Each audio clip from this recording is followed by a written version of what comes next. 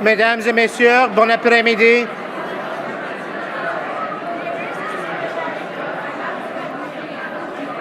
Mesdames et messieurs, bon après-midi.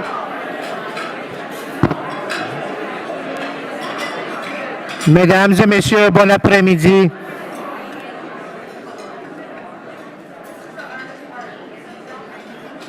Bon après-midi et merci de vous joindre nous via Internet aujourd'hui.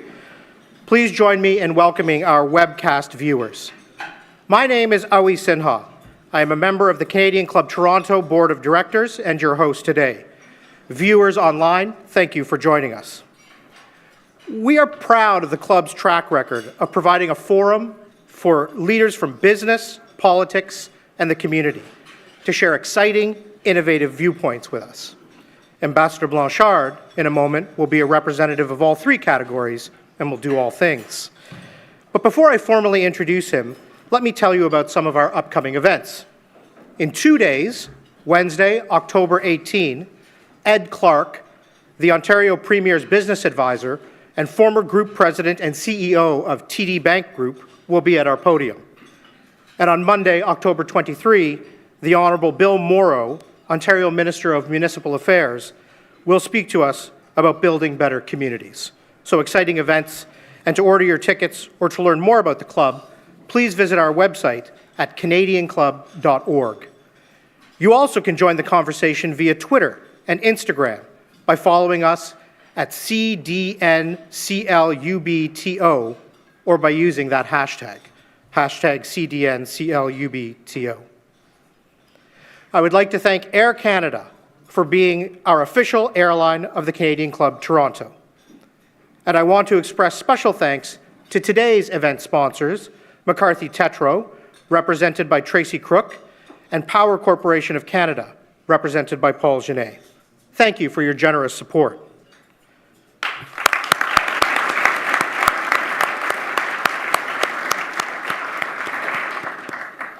I also want to acknowledge the youth and young leaders who are with us today, thanks to Anne Vinet from AirStart. Welcome. We are glad you're here. And now to our guest speaker. J'ai l'honneur d'introduire l'ambassadeur Marc-André Blanchard. Depuis la fondation des Nations Unies en 1945, le Canada a été un membre actif. Aujourd'hui, plus que jamais, les relations internationales sont un sujet incontournable. Le terrorisme, les droits humains, l'environnement, la paix et la sécurité. Ce sont certaines des questions multilatérales que les Nations Unies abordent. Canada is fortunate in these times to have a permanent representative to the United Nations who is well-versed in these and other issues. Marc-André Blanchard was appointed by the Prime Minister as Canada's ambassador and permanent representative to the United Nations in New York last year, actually in 2015. A formidable litigator and advisor, Ambassador Blanchard is an award-winning business leader and lawyer, traits that help him quite a bit, I imagine, in his new role. It is helpful to know that he has been involved in some of Canada's landmark cases and transactions. Speaking of transactions, earlier this year, he was named as a member of Canada's North American Free Trade Agreement, NAFTA, Council, a volunteer role that he's enjoying a lot, I'm sure. His reputation as an influential leader will serve the Canadian mission well. He was chairman and CEO of McCarthy Tetro, one of Canada's most respected national law firms, for 6 years. Last year, Canadian Business Magazine named the ambassador one of Canada's top 50 most powerful business leaders. In addition, and importantly to me personally and many in this room, his advocacy for gender diversity has been widely recognized and celebrated. Again, if you have a question, please fill out one of the Q&A cards on your tables, and one of our staff will collect them. Ambassador Blanchard, the Canadian Club of Toronto's podium is yours. Bienvenue chez le Club Canadien de Toronto. Thank you very much. Thanks, Howie, for this too generous introduction. I want to thank the Canadian Club. Je remercie le Club canadien for this opportunity to be with all of you today. I was so touched that it was actually a joint organization between le Club canadien and the Canadian Club. I think sometimes we don't celebrate enough our bilingualism in the country. I think it makes us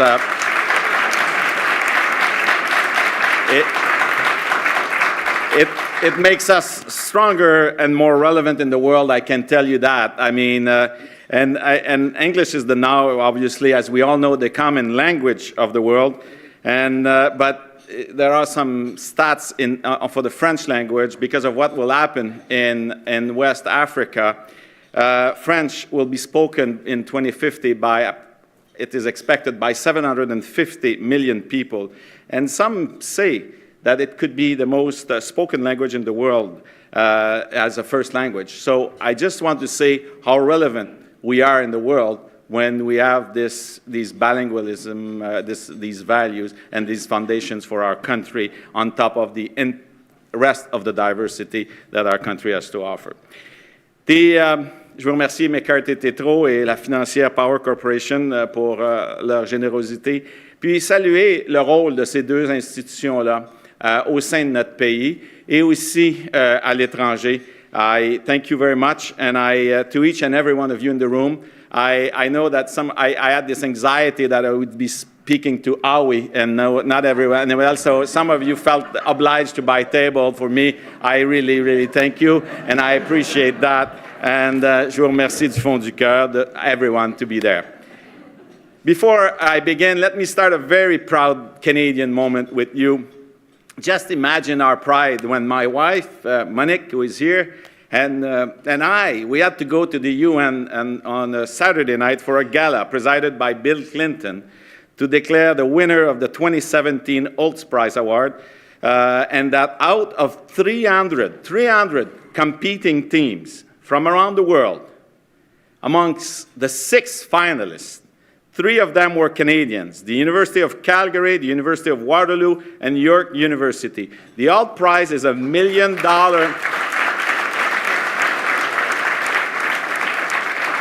The Holtz Prize is $1 million prize. It's like the Nobel Prize for university students, and it's given to young people who bring forward the best startup idea to address some of the most critical social challenges.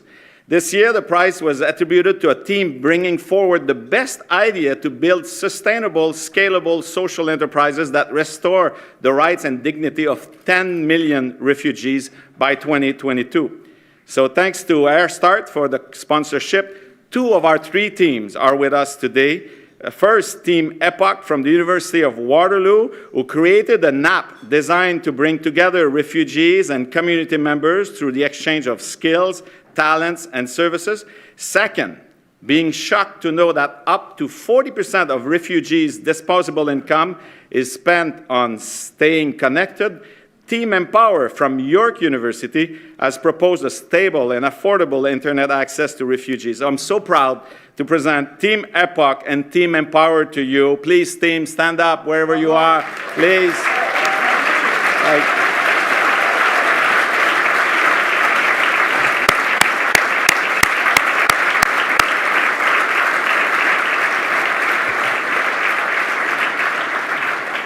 And, they embody what I want to communicate to you today, that Canada and Canadians have the knowledge, the talent, the expertise, and the entrepreneurial drive needed to find the innovative solutions to respond to some of the world's largest problems, and that we ought to seize this moment. And I just want to one last plea for Epoch and Empower. There are many bankers in the room, philanthropists, angel financiers. They need money. Please go and see them at the table. If you want, they have a proven business plan, and they need our help. For more than a year now, I've had the privilege of being your ambassador to the United Nations. Well, I wish that every Canadian, every one of you, could have the same privilege, even if it were just for one day in your life. Like me, you would quickly realize 2 things. First, that the world has high expectations with regard to Canada. And second, that Canadians have an opportunity the likes of which we haven't seen for a long time to make a big difference. The world is facing significant and urgent challenges. And as the students from York, Waterloo, and Calgary have demonstrated, Canada has a lot to contribute in terms of solution. Last year, I found myself in Addis Ababa in Ethiopia. I was meeting the leader of the UN there, a great man. And really, when you meet someone who's truly exceptional. And Elie Menkerios, right off the bat, he's told us, we're so happy to see Canada re-engaging on the international scene. It gives us so much hope. I said to him, but why would you say that? He answered, because the world trusts Canada and Canadians. I told him, yes, but there are other countries in the world that are trusted and the world can trust. He answered, the difference with Canada is your current political leadership, your values, your diversity, your bilingualism, and your history. And because of the friends you can convene around the table, that you can rally around you, you have an ability to make things happen like very few countries in the world have. So what I hope to be able to demonstrate to you today is that the world agenda is tailor-made for Canada and for Canadians, including our private sector. And we must seize this once-in-a-lifetime opportunity to invest the international stage, not just for all the positive things that I know we can do abroad, but also because it will ensure our continued relevance in the world, and thus it will ensure our continued success as a society, not only today and tomorrow, but also for our children and our grandchildren. En un an et demi à l'ONU, j'ai pu constater à quel point le Canada pouvait faire une différence dans le monde. Laissez-moi tout d'abord vous parler du contexte onusien. I'm certain that most of you have followed some of the events surrounding the opening of the General Assembly a few weeks ago. The Prime Minister's speech to the General Assembly was a high point that demonstrated Canada's uniqueness and value added on the world stage. By focusing his thoughtful and frank remarks on Canada's relationship with our Indigenous communities, he demonstrated that all countries of the planet, even successful ones like Canada, have work to do. He also demonstrated that development is not a straight line, that it's not easy, that mistakes are made, that uncharted territories need to be explored constantly for any nation of the world, and that dialogue, transparency, and openness in the process are important. An influential ambassador from Africa sent a WhatsApp message to all ambassadors of the UN after Prime Minister Trudeau's speech, and I quote, PM Justin Trudeau, the most meaningful UNGA speech with purpose and visions embedded in the SDGs, beautiful and insightful, unquote. This speech will have an impact for a long time. We should all be proud of that as Canadians. The opening of the General Assembly is like the Olympics of diplomacy. Speeches in the General Assembly may be the equivalent of the opening ceremony, but hundreds of side events are what competitions are to the Olympics. This year was probably Canada's most active opening of the General Assembly ever. The Canadian delegation was composed of the Prime Minister, 6 ministers, 5 MPs from all sides of the aisle in the House of Commons. Canada co-hosted 20 events. The Prime Minister and the ministers had more than 40 bilateral meetings with their counterpart, and Canadian delegates participated in more than 200 events. The themes of the events varied from the tragedy affecting the Rohingyas in Myanmar, to the dangerous nuclear situation in North Korea, to the financing of climate change, to the importance of focusing on women and girls to prevent conflicts and build durable peace.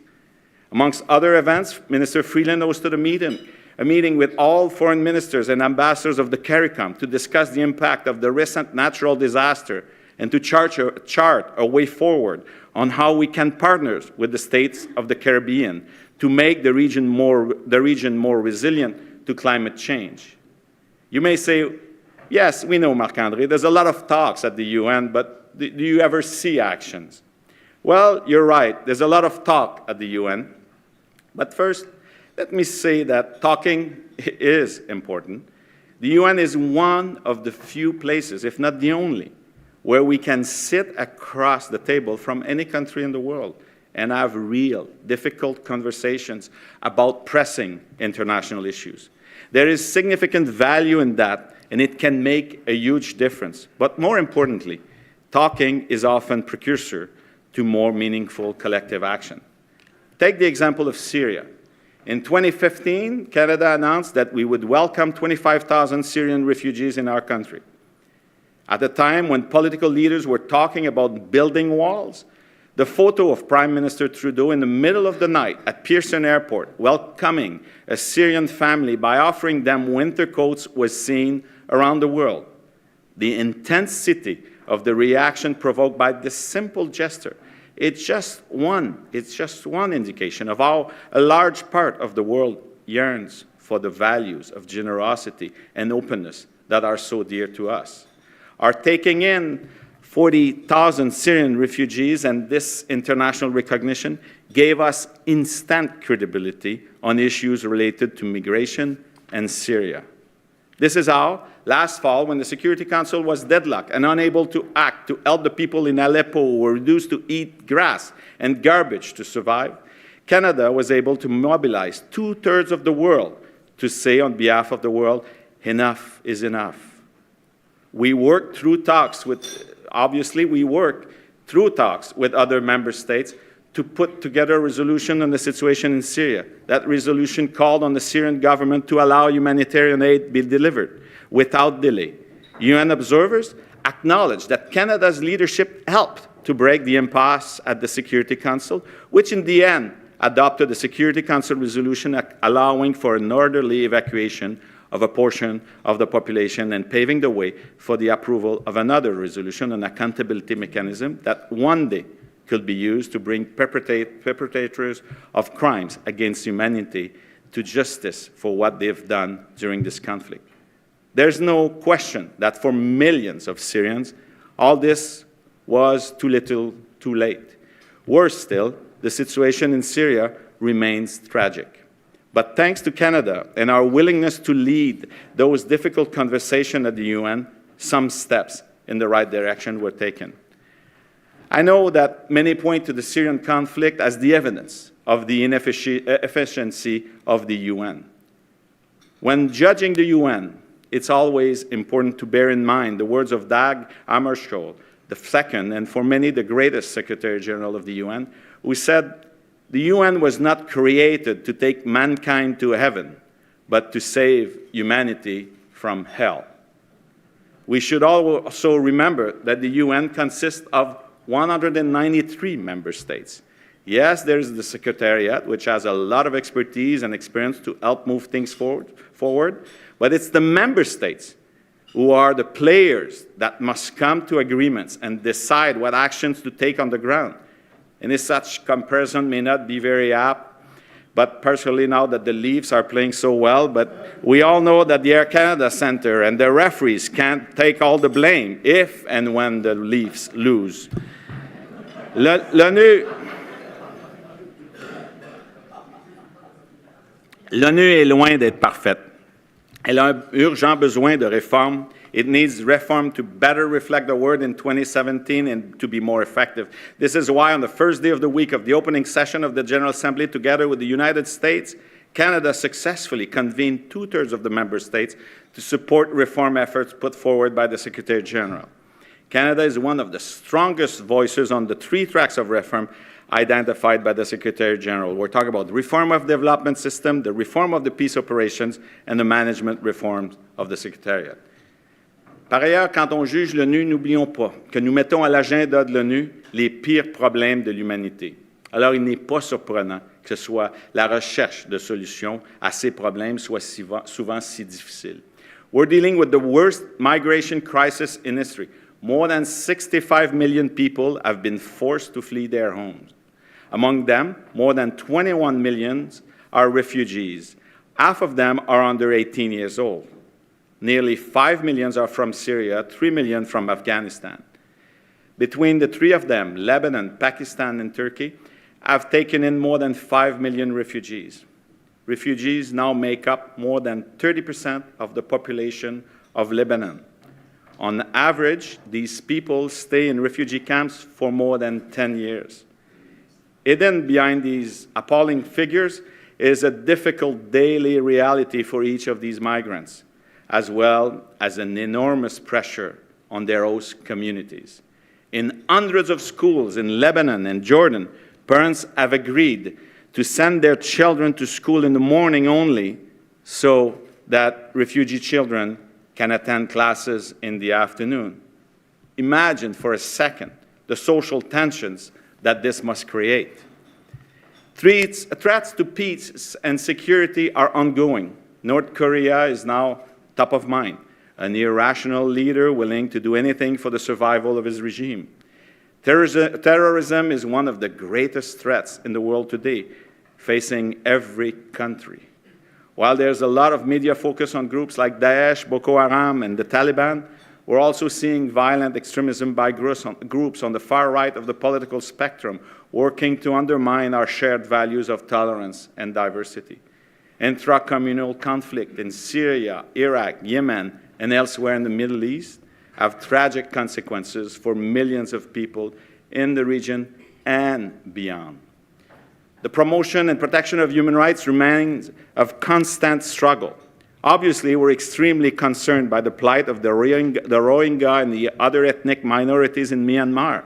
The killings and other gross violations of human rights in Rakhine State are a tragedy, no less. The situation is horrific.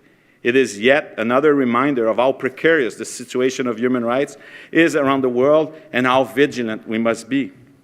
Meanwhile, in multiple forums at the UN, insidious attempts are made by some more socially conservative states to limit the space for civil society and roll back many of the social gains made in the last 20 to 30 years. On these three topics alone, Canada is contributing immensely on a daily basis. Canada is a beacon of human rights. It's a recognized leader on the rights of women and girls, the rights of minorities, the rights of Indigenous people, the rights of the LGBTQI, just to name a few. I must say sadly that just last July, on behalf of Canada, I never thought it would happen. I saw myself having the obligation to stand up together with Australia to defend the basic right of women to own property and inherit, the right against early and child marriage, and the right to sexual health and reproductive rights. I never thought that the attacks on what we consider here in Canada obvious rights would go this far. For various reasons, many in the rest of the world had conveniently chosen to look elsewhere. It just shows you how important is our vigilance. It also shows how slippery is the road ahead of us and how we must adapt our advocacy to this new multipolar world. Preaching, imposing, and threatening will not work in many cases, but partnering, supporting, sharing expertise and experiences could move mountains.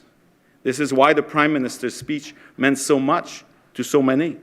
Of course, there are situations like in Iran, where the human rights are so grossly violated that strong condemnations are necessary. This is why, in a few weeks, Canada will again ask the General Assembly to condemn the human rights situation in Iran.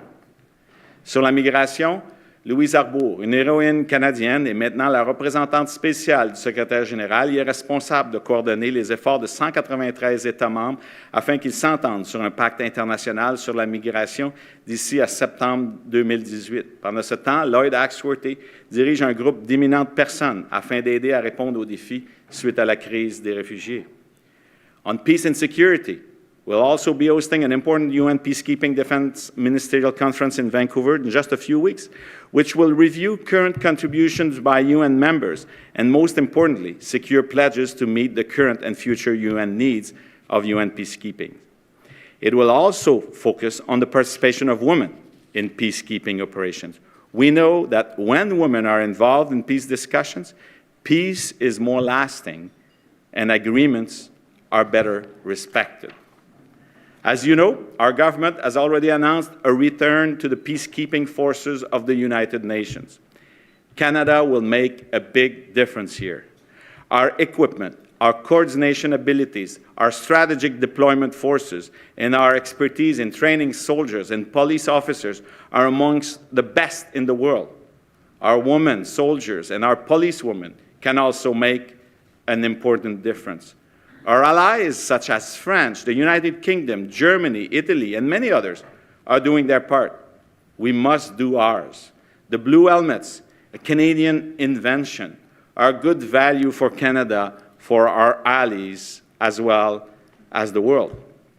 UN forces, currently numbering 125,000 persons, soldiers, deployed in 16 conflicts around the world, are the largest expeditionary force in the world, but their $8 billion budget represents only 0.5% of annual global military spending. Since we're talking about return on investment, I want to address an idea that we hear sometimes in Canada and frequently in the United States, that more and more resources are being used abroad when they should be deployed to fight domestic problems. This idea that we're now spending more abroad and that this deprives us of resources for taking action at home is false. Americans now spend, in proportion to their GDP, half of what they spent during the Cold War. The trend is exactly the same in Canada. This brings me to maybe the most fundamental item on the UN's agenda: development. In 2015, for the first time in history, the 193 member states agreed on a strategic plan for the planet, the Agenda 2030, consisting of 17 SDGs, or Sustainable Development Goals. These goals range from ending poverty, access to energy, building infrastructure, growing the economy to fight climate change, achieving gender equality, strengthening governance. It is a truly integrated plan of development. It is also a business plan for the planet. And you may dismiss it as yet another UN bureaucratic intention, but à l'instar du Canada, plusieurs pays prennent cet agenda 2030 très sérieusement. Par exemple, la Chine a construit son plus récent plan quinquennal autour des 17 objectifs de cet agenda. When I first arrived at the UN, in my first meeting with Ban Ki-moon, who was then the Secretary General, I said, you know, I'm here, what can I do to help you, Secretary General? And he said, well, you're a rare breed around here. You come from the private sector. So you should help us with the financing of this new agenda, the Agenda 2030. And I said, of course, Secretary General, I'll help you. Then I went back to my office and thought about it. Implementing the agenda would cost $7 trillion a year, or 7,000 billion. To give you an idea of the magnitude of this task, governmental development assistance from all the countries in the world combined, all of the development assistance aid from all the world combined globally, all countries, is 135 billion. We need 7,000 billion. So we'll have to find a lot of money elsewhere.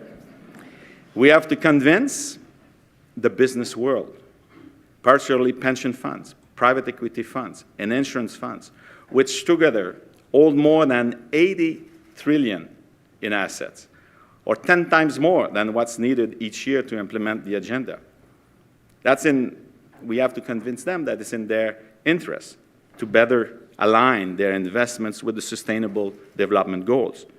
For one, I believe it's not only the right thing to do to take us away from the precipice of unsustainability where we, the world, now sit, but also I really believe it is the right business decision to do. The precipice of climate change is obvious.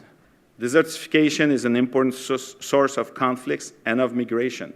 Some small island countries of the Pacific will disappear in the next 50 years. take the recent series of hurricanes to have struck the U.S., while the final costs of the U.S. economy are still being tabulated, initial estimates suggest an economic hit of between 350 to 500 billion US dollar.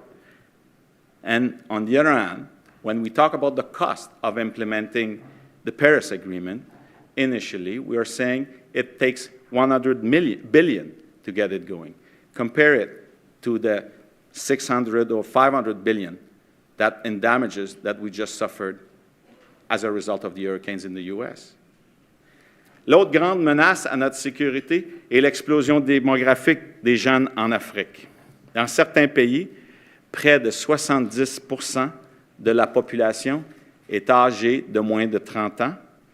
50% de ces jeunes sont sans emploi. Et selon les recherches de la GACAN, 50% de ces sans-emploi sont prêts à tout pour survivre, incluant les activités criminelles et de terrorisme. Pour rendre les choses encore plus difficiles, le président de la Banque mondiale nous rappelle que d'ici 15-20 ans, les 2/3 des emplois existants dans les pays en voie de développement auront disparu, notamment à cause du développement de l'intelligence artificielle. Et rappelons-nous aussi que la population de l'Afrique doublera d'ici 2050. When at the UN a few weeks ago, Prime Minister Trudeau asked the leader of an African nation, "What can we do to help you?" The answer was, "Of course, we appreciate your development assistance, Prime Minister, but what we need the most is your assistance to create economic development, to create opportunities for our youth. We need investment and trade." Development of infrastructure, renewable energy, the agri-food industry, technical training, and technology, partially related to the financial sector, are all essential preconditions for this development, whether to deal with climate change or the youth bulge.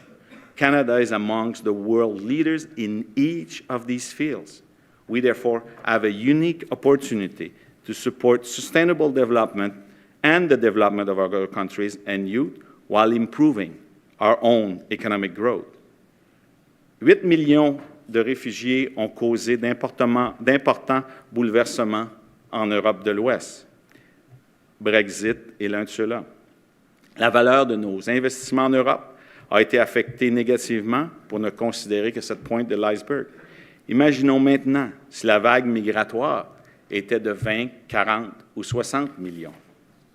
1 year ago, together with the ambassador from Jamaica, I created a working group to move this discussion forward at the United Nations. We're now more than 60 ambassadors in the group of friends, working together with private sector institutions to ensure that private sector investments can be better aligned with sustainable development. The lack of investments in developing markets is the product of two gaps: regulatory and informational. Regulations in OECD countries and in developing countries need to be better aligned. Some of the financial regulations imposed after the Great Recession had the impact of making it more difficult for foreign direct investments in developing countries. Working on the development of capital markets in developing countries should also be a priority. And we need to improve the flow and quality of information about the risk and the opportunities. As the Canadian ambassador, obviously, the potential role of our pension fund is top of mind. Our Canadian pension funds are world leaders on many fronts, including with their alignment with sustainable development. But I think they could do even more. They can be very effective catalysts. This is not about getting pension funds or insurance funds in the philanthropic business. This is not about taking undue risk to put the pensions of Canadians in jeopardy. It is about realizing that in some parts of the world, we tend to overestimate risk and underestimate opportunities. It is about updating the discussion about risk and fiduciary duty.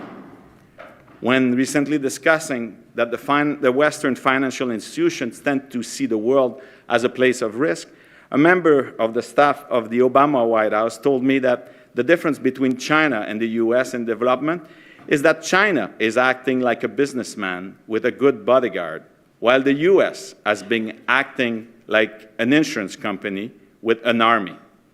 He gave me another telling example. He said, if you look at newspapers from Istanbul to Shanghai, Africa is on the front page of the business section. And in newspapers published west of Istanbul, all the way to Los Angeles, Africa makes the page 3 of the political section as a crisis is discussed. Canada has some great companies and investors. In order to continue to thrive, we need to bridge these gaps in order to take full advantage of the opportunities provided by investing in development. In creating our group of friends at the UN, yes, my Machiavellian goal was, on the one hand, to encourage our pension funds to invest more in developing countries and in sustainable development in general. But more than that, I want to make sure that Canada, our institutions, our businesses, and our talent are at the forefront in ensuring that our planet is developed sustainably. And I also want our Canadians to have the relationship and the experience needed to have priority access to those markets in order to be able to leverage the new opportunities and the new consumers. In order to thrive in this extremely competitive world, we must, of course, have a successful working relationship with our key partner, the United States of America. Our Prime Minister, Minister Freeland, my colleague, David McNaughton in Washington, and so many other Canadians are devoted to this task with exceptional rigor, discipline, and expertise. Mais nous sommes aussi dans un monde multipolaire. We are in a multipolar world. Et comme le démontre l'actualité, notre prospérité future dépend de notre pertinence avec ces nouveaux pôles. Et il faut nous engager avec une plus grande diversité de pays. La porte a été ouverte par le travail de millions de Canadiens à travers le temps et plus récemment par le rayonnement international exceptionnel du premier ministre Trudeau. De nombreux pays du monde s'attendent maintenant à ce que le Canada vienne leur faire des propositions d'affaires et de partenariats. The door is open. La porte est ouverte. Nobody will refuse a pitch from Canada these days. Il en vient donc à chacun de nous d'aller de l'avant et de faire une différence.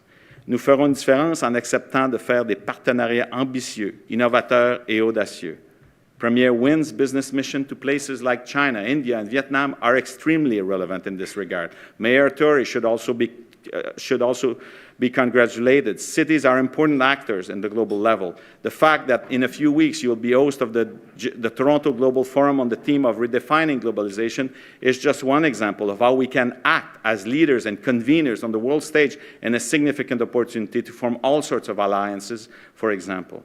Canada's participation in the Asian Infrastructure Investment Bank, our universities, alliances with institutions around the world, the growing number of foreign students attending our post-secondary institutions, Intact, who is with us today, and the University of Waterloo launching the Intact Center on Climate Change Adaptation, our international renown in cutting-edge technologies such as artificial intelligence, where Toronto's recently created Vector Institute will play a leading role, our world champion companies, many of whom are headquartered here in downtown Toronto, but also new innovative homegrown companies with leading-edge technologies like Shopify or Wealthsimple.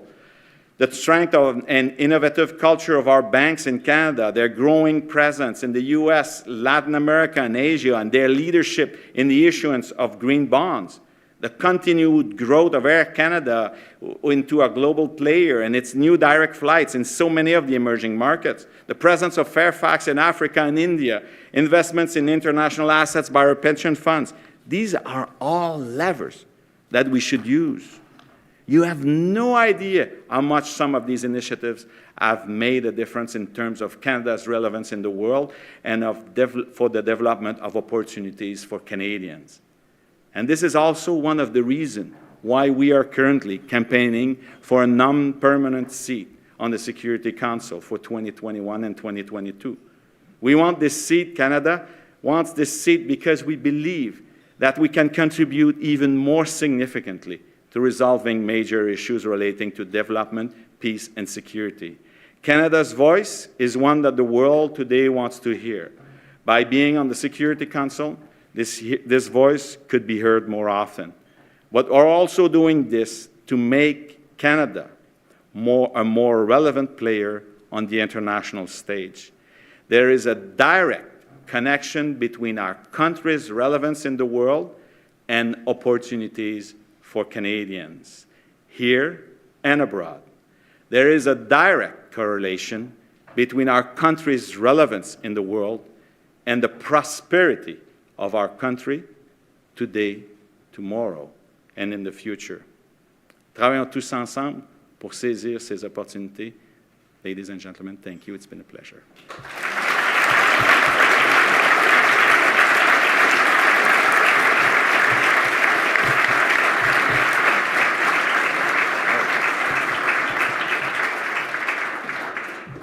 Marc-Andre, thank you so much. We have some questions. Before we get to some of the questions from the audience, and we'll try to get as many as we can, there's quite a lot of people who had some questions. 2 points resonated very deeply with me, given the many memorable points in your remarks. The first is the world trusts Canada. A simple but potent message for all of us, particularly in the private sector, to take away today and think about, because that's a real opportunity about which we can see your passion.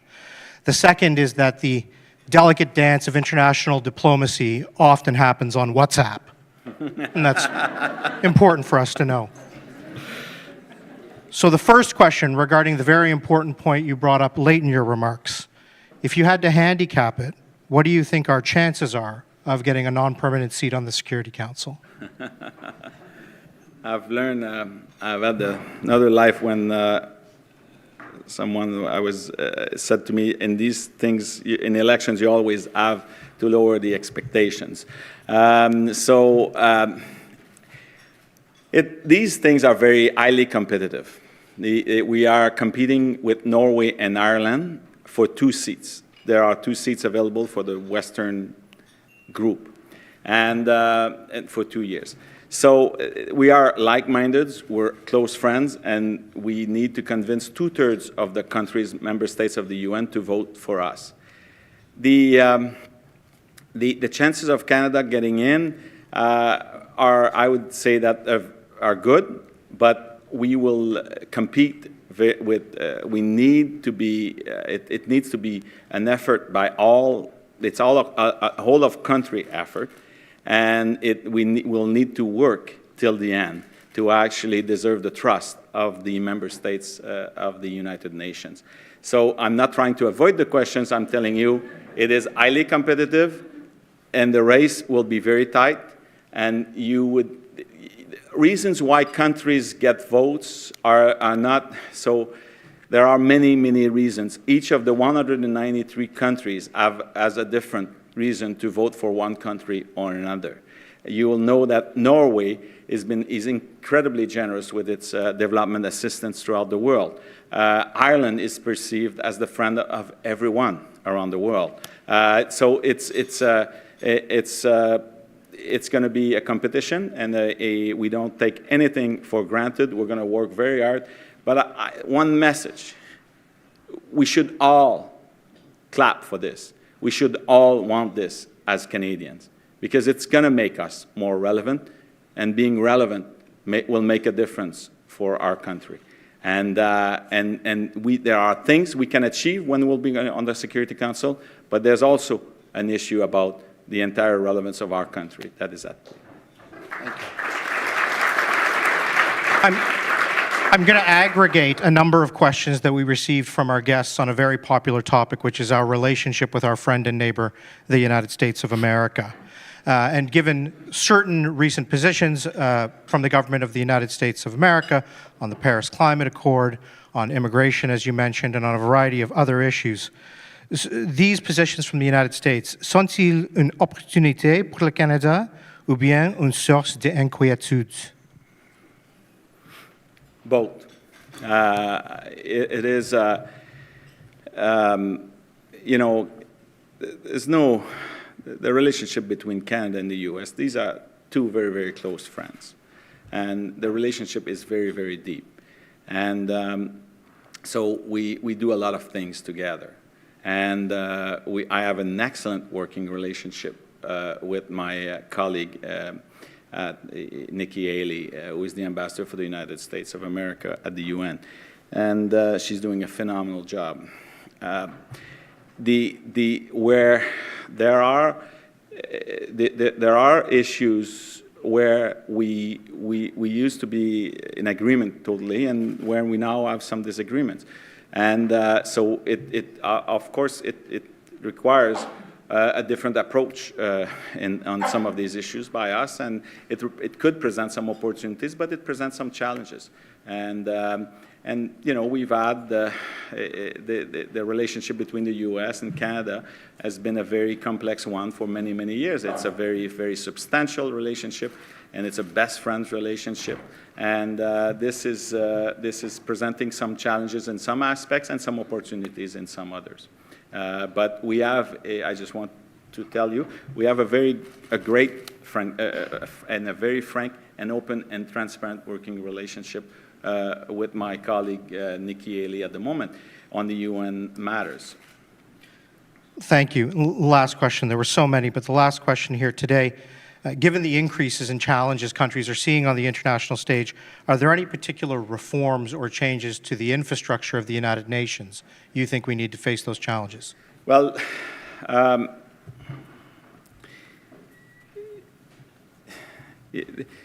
there are some we could talk about institutional reforms. That's one thing, reform of the Security Council and the composition and all of that. But I would say the first focus should be on management reform and what we're doing now, reform of the development sector and reform of the peace operations. For example, there's a lot of silos at the UN, so we need to, it's like it's a gigantic, the UN is a gigantic operations and organizations with a lot of agencies. And the agencies, it's not so different than in some organizations, the private sector. You have some agencies that are working in with a silo approach, and have been doing some of the things for 70 years, and are resistant to some sort of change. So we need to work on that. I think we will get a lot of low-hanging fruits if we really focus on that. And we have a Secretary General that is now committed to this. And we're going to fail in some. We won't succeed in all of the three les trois chantiers, but we're going to make some progress, I presume, in each of them. And I can tell you, for example, the one on development with Amina Mohamed. Amina Mohamed is the Deputy Secretary General. She's a phenomenal leader, a phenomenal woman, the former Minister of Environment for Nigeria. And she is determined to actually make sure that on the ground, we break the silos of the UN agencies and we deliver as one, and that we give power to the residence coordinator on the ground in countries where the UN has operations in development. And it does have that in many, many dozens of countries, in countries that are the least developed and all of that, and we're just coming out of conflicts. Situations like Haiti, for example, they're probably in Haiti, just to give you an idea, there are probably 25 UN agencies on the ground working there. Actually, we need to make sure that in Haiti we go from a focus that has been in recent years on security and humanitarian assistance, and now they're ready to go to the other step, which is a step focused on development, meaning economic development, the building of institutions, and the rule of law, and that sort of things. So it takes different capabilities than it took when they were just out of the earthquake tragedy that they had a few years ago. So it's all about being able to manage the resources properly, to allocate the funds where you should, and that sort of things. It sounds easy to do. In the context of the UN, it's a big, big change, and we're going to be working on that. But it's like in the weeds of the operations, in the three fronts. The same thing with the operations, the peacekeeping operations, and the question of management. I mean, I won't tell you the horror stories of management. It takes anything, I've heard 2 stories. It takes anything between 9 months and 2 years to hire someone at the UN. So that's just the level of reform. But I can tell you there's nobody like the UN to deliver humanitarian assistance on the ground. There's no better development agency in my mind than UNICEF. I mean, there are some very, very, the UN, with all of its faults, tonight when you go to sleep, there's 125 soldiers coordinated by the UN in 16 conflicts around the world where nobody wants to be and nobody wants to go. So it does things that are very, very helpful, and it does some of the things efficiently. We just need to do it, obviously, more and get better at it. And it's a question of managing change as well. Thank you, Ambassador Blanchard. Maintenant, j'aimerais inviter Monique Telmoz, la présidente du Club canadien de Toronto, pour dire merci à l'ambassadeur.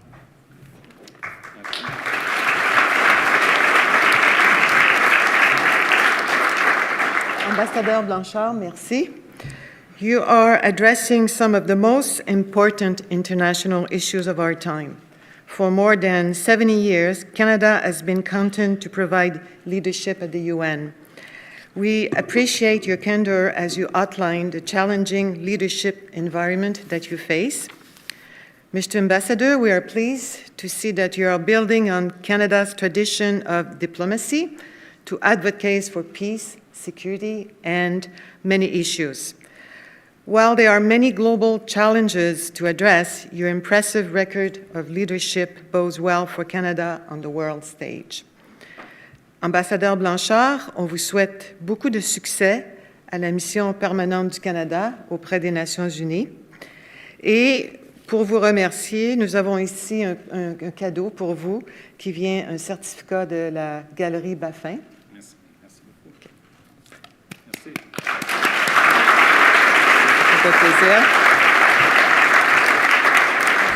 Before we conclude, I would like again to thank our sponsor, Power Corporation of Canada, McCarthy Tétrault, and AirStart. We would also like to thank mediaevents.ca, Canada Online Event Space, and VVC for live streaming today's event. To learn more about the Canadian Club, you can visit canadianclub.org, or pour le Club canadien de Toronto, clubcanadien.ca. Thank you for joining us, and we hope to see you again. Merci beaucoup et à la prochaine.